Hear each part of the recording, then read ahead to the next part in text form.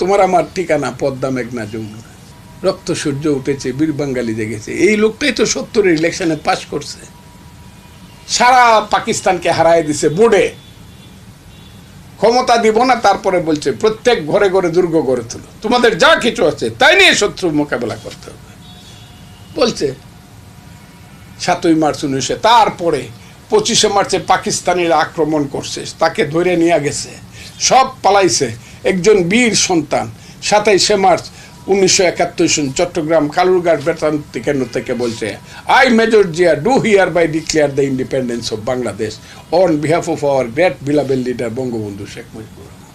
প্রথমে নিজের নামে কইছে, পরে বঙ্গবন্ধুর নামে কইছে। তুমি আফগানিস্তান চাও, আফগানিস্তানে কোন তো রাজনীতি নাই, যার অস্ত্র তার হইল ক্ষমতা আফগানিস্তানে।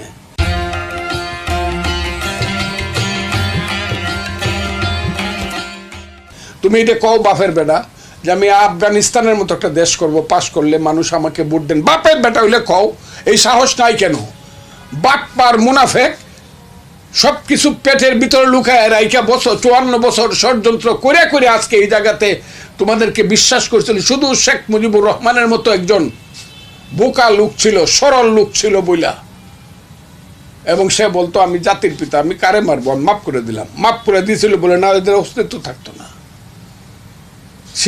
সেই দুর্বলতা এবং তার মাফ করার সুযোগে আজকে আইসা বলে বাংলাদেশই নাই, বাংলাদেশ হয় না, এটা মুক্তিযুদ্ধ হয় না, এটা ইন্ডিয়ার ষড়যন্ত্র আসছিল। আমি এই জায়গাতে যারা বলে না, আমার মতো যারা বলে না হয়তো বলতে পারে না, আমার মতো বলে না যারা, তারা হয়তো বলতে চায় না। আমার মতো যদি আমার দলের কেউ না বলে, হয়তো তাদের ভিন্ন কোনো চিন্তা আছে, আমি অতটা বুঝি না, তারা আমার চেয়ে মহাজ্ঞানী। কিন্তু আমি এলাম ব্যাকল। আমার যে ফজু পাগলা বলে, সেই লোকটা আমার এলাকাতে গেছিল ওয়াশ করতে, নামও বলতে পারি, সে নাকি একটা এমপি ইলেকশনে খারইছে একটা এলাকাতে। দেখি তো বাপের বেটা জামানতটা কত বাসে, জামাতে ইসলাম থেকে দাঁড়াইছে লোকটা, ওই আমার এলাকায় ইটনায় গেছিল। আমার যারা বকে রাজাকারের বাচ্চারা, আমি বলতে পারি এদের বাপ এখন পশ্চিম পাকিস্তানে আছে, এদের জন্য কান্দে এরা। যারা আমাকে ফজু পাগলা বলে, এরা আমার এলাকায় গিয়ে দেখতে পারে who is Fazlur Rahman in his locality. কেসকিবান্দির পুতের নাম সুলতান খা, বাংলাদেশের সংবিধান লিখে দিব। সংবিধান তাজউদ্দিন বুঝে না, না সৈয়দ নজরুল সংবিধান বুঝে না, আসাদুজ্জামান খানরা, মনোরঞ্জন ধর, ডক্টর কামাল হোসেনরা সংবিধান বুঝে না, ওই আলী রিয়াজ বুঝে সংবিধান। আলী রিয়াজ ডক্টর কামাল হোসেনের মোহরির কাজ করে দেখতো বুঝে কিনা। ওই যে রাতের পর রাত না ঘুমাইয়া 381 ঘন্টা বিতর্ক করে 9 মাসের সংবিধান করলো, সেইটা বাংলাদেশের সংবিধান সুইরে ফেলায় দিয়ে নতুন করে লিখে দিব। ইলেকশন করো, মেম্বারের ভোট পায়ে দেখাও যে আমি মেম্বার, যে 2500 ভোট পায়ে মেম্বার হয় ইউনিয়ন পরিষদে, আমি সেই ভোটটা পাইছি। 5ই আগস্টের আগে আমরা মনে করছি এরা বুঝি পৃথিবীর সবাই ফিডেল কেস্ট্রো চে গুয়েভারা, আর এখন দেখা যায় আঙ্গুল ফুললে কলা গাছ, কলা গাছ ফুললে বট গাছ, বট গাছ ফুলে দুরা বট গাছ হইছে। বিএনপির নেতৃত্ব আগের রাত্রে কথা বলে মাথা উঁচু করে, পরের দিন আবার যখন ইউনূস সাহেবের কাছে গিয়া দেখে যাদের মন্ত্রিত্ব চায় না তাদেরকে ইউনূস সাহেব পাশে বসায়া, সেই সজীব বুয়েদেরকে পাশে বসায় রাখে, একজনও বলে না যে ও থাকলে আমরা থাকবো না। এইটুক থাকা দরকার। তো আমার মতো একজন অধম লোক যদি তাদের সাথে যাইতে পারতাম, আমি ইউনূস সাহেবকে বলতাম, আসসালামু আলাইকুম স্যার, আপনার পাশে যিনি বসে আছেন ওনাকে এখান থেকে বিদায় করেন, তা না হলে আমি বসবো না। তার পদ থেকে দাবিতে তো গেছেন, হ্যাঁ, মানে তার পদ থেকে দাবিতে তো ওনারা গেছেন 1903 জন। এবং এর ইতিহাস কিন্তু বিএনপি প্রথম আনছে। দেশনেত্রী বেগম খালেদা জিয়ার নেতৃত্বে এরশাদ সাহেবের আমলে আতাউর রহমান খান সাহেবকে যখন প্রধানমন্ত্রী করা হয়েছিল, বিএনপি বলে দেশনেত্রী খালেদা জিয়া বলেছিলেন আতাউর রহমান খান সাহেব এরশাদ সাহেবের পাশে বসলে আমরা আলোচনায় যাব না, এবং এরশাদ সাহেব বাধ্য হয়েছিলেন আতাউর রহমান খান সাহেবকে বাদ দিয়ে, প্রধানমন্ত্রীকে বাদ দিয়ে আলোচনা করতে। বর্তমান নেতৃত্ব কি তাহলে দুর্বল? হ্যাঁ, বর্তমান নেতৃত্ব কি তাহলে দুর্বল? তারা তো নেতৃত্ব না, একটা পর্যায়ে তারা টিম অফ লিডারশিপ। মূল নেতৃত্ব তো এখানে নেই। মূল নেতৃত্ব আজকে কথা বললেন যে কথা বাংলাদেশের মানুষ ওনার কাছ থেকে শুনতে চায়, এবং আমি জানি এই কথা সত্যে প্রমাণিত হবে, আল্লাহর রহমত। এই কথা বৃথা যাবে না। কারণ হলো এই কথা বাংলাদেশের 18 কোটি মানুষের কথা। এই কথা হলো বাংলাদেশের যে স্বাধীনতার সার্বভৌমত্বের প্রতীক সেনাবাহিনী বা প্রতিরক্ষা বাহিনী, তাদের কথা। তারাই বলেছে এই কথাটা যে ডিসেম্বরের মধ্যে ইলেকশন হবে, যখন ইউনূস সাহেবরা সবসময় বলতেছিল ডিসেম্বর থেকে জুন, একমাত্র সেনাবাহিনী প্রধান বলছে না, ডিসেম্বরের মধ্যে ইলেকশন হবে, তারপরে আমরা ব্যারাকে ফিরে যাব, এরপরে আর আমরা থাকবো না, আমরা জানুয়ারিতে শপথ গ্রহণ অনুষ্ঠান দেখতে চাই, এইটুক বলেছে। কাজেই যেখানে সার্বভৌমত্বের প্রতিরক্ষা বাহিনী, সেনাবাহিনী কথা বলেছে, আর বাংলাদেশের সবচেয়ে জনপ্রিয় এবং মানুষের দ্বারা সমর্থিত দল বিএনপির নেতা জনাব তারেক রহমান যখন কথাটা বলেছে, আমার ধারণা এই কথাকে মিথ্যা প্রমাণ করার মতো অবস্থা কোনো দিনই হবে না। আল্লাহর রহমতে ডিসেম্বরে, আমিও বলি ইলেকশনটা ডিসেম্বরে হবে। যদি না হয়, এই কথাটা আপনি জিজ্ঞাসা করতে, যদি না হয়, এইটাও আমি জানি ইউনূস সাহেব এবং তার সরকারের অধীনে আর কোনো নির্বাচন হবে না, অথবা তাদের কোনো সরকার থাকবে না। কিন্তু এত বড় দুটি শক্তিকে অবজ্ঞা কেন করছে ডক্টর ইউনূসের সরকার? হ্যাঁ, সামরিক বাহিনী এবং বিএনপি, এই বড় দুটো শক্তিকে অবজ্ঞা করছে কেন ডক্টর ইউনূসের সরকার? ক্ষমতার ময়ূর সিংহাসনে যারা বসেন এই দেশে, আমি দেখছি আর কি, তাদেরকে আরবিতে বলে সুমুন বুকমুন উমিউন ফাহিউম লায়ারজিউ। তারা চোখ থাকতে দেখে না, কান থাকতে শুনে না, মন থাকতে বুঝে না। তারা মনে করে তাদের চেয়ে ক্ষমতাবান লোক আর নাই, এবং যে ভুল তারা করছে, ভুল বললে কম বলা হয়, যে অপরাধ তারা দেশের সঙ্গে করছে, এত অনিশ্চিত দেশ। আমার ভাইয়ের বয়স আমার রাজনীতির চেয়েও কম। আমি 61 বছর যাবৎ রাজনীতি করি। আমি 1964 সন থেকে রাজনীতি করি। 6 দশক আমার রাজনীতির অভিজ্ঞতা। কেউ কোনোদিন দেশের এই ধরনের ক্ষতি করে, এত অনিশ্চিত দেশ থেকে আপনি রাস্তা দিয়ে হাঁটতে পারবেন না, রাত্রিবেলা ঘুমাইলে পরে আপনি ট্রাকের শব্দ শুনবেন, সেই ট্রাকের উপরে মেশিন গান, আর্মি কেন সারা রাত ঘুমাবে না, রাস্তা দিয়ে চলা যায় না, 10টার পরে 9টার পরে হইলে মা ছেলেকে খোঁজ নেয়, তুমি কোথায় আছো, তাড়াতাড়ি বাসায় আসো। এটা কি পৃথিবীর কোনো রাজধানীতে হয়? এত অনিশ্চিত কি কোনো দেশ আছে? এই দেশটা কি যুদ্ধ করে স্বাধীন করছিলাম? এই ধরনের চক্রান্তকারী সরকার কি কোনো দেশে আছে? যে সরকার আমার দেশের করিডোর দিয়ে দেয়, আমি জানতে পারি 2 মাস বা 3 মাস পরে। 1 বছর যাবত আমার দেশের একটা দ্বীপ, আমি মনে করি এটা সবচেয়ে সুন্দর দ্বীপ, সেন্ট মার্টিন দিয়ে রাখছে একটা রাজাকারের বাচ্চা, ওই যাকে সবাই ফুলপরি কয়, এই যে মেয়েটা, আমি বলি ভদ্র মহিলা, মানুষ বলে মেয়েটা, সে বড় বড় কথা বলে। 1 বছর যাবত একটা স্টিমার যাইতে পারে না ওতে, মানে এই সরকার আসার পর থেকে যাইতে পারেন না সেন্ট মার্টিনে। আপনি সমুদ্র বন্দর দিয়ে দিচ্ছেন, কোন কথা বলে? আপনি বলছেন যে ভালো চালাইতে পারবে তাকেই আমি দিয়ে দিব, যে সুন্দরভাবে চালাইতে পারবে। আমার দেশ সুন্দর কি অসুন্দর ইউনূস সাহেব আপনি কি জানেন? আপনি যুদ্ধ করছেন, দেশটাকে আপনি সৃষ্টি করছেন, আমি সৃষ্টি করছি, যারা সৃষ্টি করছে তাদের সঙ্গে আমি ছিলাম। ওই যে ইকবাল হল থেকে সবচেয়ে বেশি ছাত্র নেতৃত্ব হয়েছে মুক্তিযুদ্ধ, আমি ছিলাম। আমি দেখছি সিরাজুল আলম খানদেরকে দেখছি, তাদের নেতা বঙ্গবন্ধু শেখ মুজিবুর রহমান কিভাবে 32 নম্বরের দোতলা থেকে আঙ্গুল তুলে কথা বলতো মার্চ মাসে, সেটা আমি দেখছি।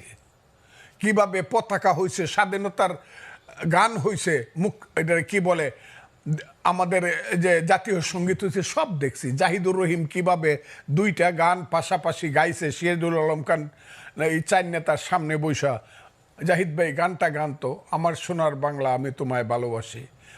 জাহিদ ভাই ওই গানটা গানতো, ধনধান্যে পুষ্পে ভরা আমাদেরই বসুন্ধরা।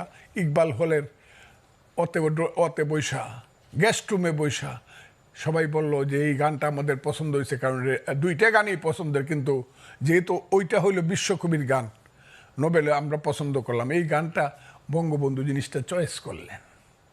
কথাগুলো খুব বুঝবেন। সেই দেশ যুদ্ধ করে স্বাধীন করছি আমার মা, মুক্তিযুদ্ধ আমার মা, মায়ের পেট থেকে আমার দেশ বেরিয়েছে, সেই মাকে আপনি বলেন আমি শাড়ি দিতে পারি না, হইতে পারে পুরান শাড়ি পরে আমার মা, আমার মাকে আমি ভালোভাবে 3 বেলা খাবার দিতে পারি না, ঔষধ দিতে পারি না, আমার মা। আপনি বুঝি আইসা বলবেন এই তোর মার এই জমিদারের কাছে বিয়ে দিয়ে দিই, তাইলে সুন্দর বেনারসি শাড়ি পরতে পারবে, সেই মাকে আমি দিয়ে দিব? আমার চট্টগ্রাম বন্দর দিয়ে দিলে বাংলাদেশ থাকে? আমার কান্না আসে, ওনারা আসবে না ওইভাবে, কারণ আমি যুদ্ধ করে দেশ স্বাধীন করছি। চট্টগ্রাম বন্দর দিয়ে দিলে বাংলাদেশ তাকে কি? আপনি করিডোর দিয়ে দিতে চান, আমরা বুঝি না? আমরা বুঝি না বার্মার থেকে কালকে কি করে আমার দেশের রাষ্ট্রদূতকে বের করে দেওয়া হয়েছে কেন? ও এরা আমাদের বন্ধু রয়েছে এখনো। আমি ইউনুস সাহেব বা ইউনুস সাহেবের এইসব ধরনের ওই যে পান্ডা পুন্ডা ছেলে পেলে আমি ফজলুর রহমান, আমি বুঝি না চীনের সঙ্গে আমার সম্পর্ক কোথায় যাবে, বার্মার সম্পর্ক আমার কোথায় যাবে। ওই জায়গাটা যে একটা গাজা উপত্যকা হবে, লেবানন হবে চিরদিনের জন্য, রাতে ঘুমাইলে পরে বোমার আওয়াজ হবে, আমি এটা বুঝি না। নাপাম বোমার আওয়াজ হবে, মেশিন গানের আওয়াজ হবে। ওই যে গাজা উপত্যকা আজকে দেখলাম 36,000 মানুষ একসাথে মারা গেছে। আমার দেশটাকে ইউনুস সাহেব নিতে চান কোথায়? দিব না আমার দেশ, আমি না খাইয়ে থাকবো। আমার দেশ যেভাবে পারি আমি বাঙালি জাতি বাংলাদেশের মন চালাবো। আপনি দিয়ে দেওয়ার কে? কে আপনি দিয়ে দেওয়ার? কে আপনাকে রাইট দিছে বাংলাদেশটাকে আপনি দিয়ে দিবেন বন্ধক? কেন দিবেন আপনি? কোনো রাজনৈতিক দলের জিজ্ঞাসা করার প্রয়োজন মনে করলেন না, এমনকি জানানোরও মনে করলেন না। এখন আবার অস্বীকার করেন। কে খলিলুর রহমান বাংলাদেশের? আমি তো বললাম, আমি ওই দিনও বলছি, আজকেও বলি, ফজলুর রহমান যাকে চেনে না সে বাংলাদেশের নিরাপত্তা বাহিনীর লিডার হয় কেমনে? প্রতিরক্ষা বাহিনীর সে মন্ত্রী হয় কেমনে? দায়িত্ববান লোক হয় খলিলুর রহমান। ইতিহাস তো আমি দেখি 2001 সালে তারা কি ছিল? একটা প্রাইভেট সেক্রেটারি ছিল। ওই প্রাইভেট সেক্রেটারি বাম হাতের নিচে থাকে রাজনীতিবিদের। গেঞ্জি যত দামি হোক কেউ শার্টের উপরে পড়ে না।